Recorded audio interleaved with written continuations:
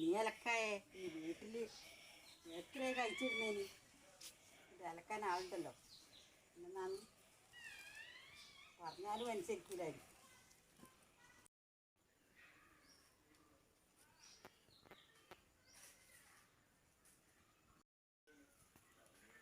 ഇത്രപ്പാട് തുണി അലക്കാനുണ്ട്. നീ എല്ലാം അപ്പുറം ഈ വെയിലത്ത് വാരിക്കൊണ്ടിട്ടിട്ട്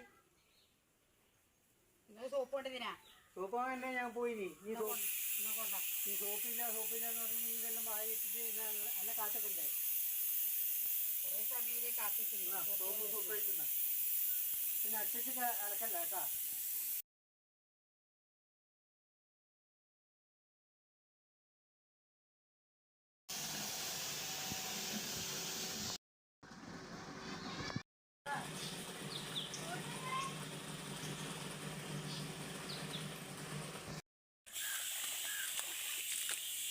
നിന്നോടല്ലേ ഞാനിപ്പോൾ പറഞ്ഞത് ഈ നട്ടിച്ച് അലക്കണ്ടാന്ന്.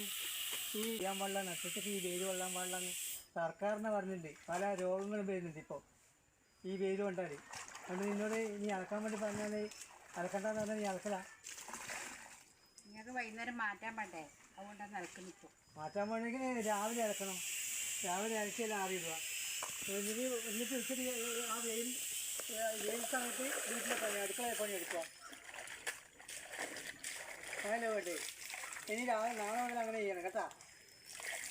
നാളെ മുതൽ അങ്ങനെ ചെയ്യുക. നാളെ മുതൽ അങ്ങനെ ചെയ്യുക. അതേ പറയലുണ്ടാവും. നടക്കൂല, പ്രവർത്തനമൊന്നും നടക്കൂല. തുണി ആറിയില്ലാൻ വേണ്ടില്ല.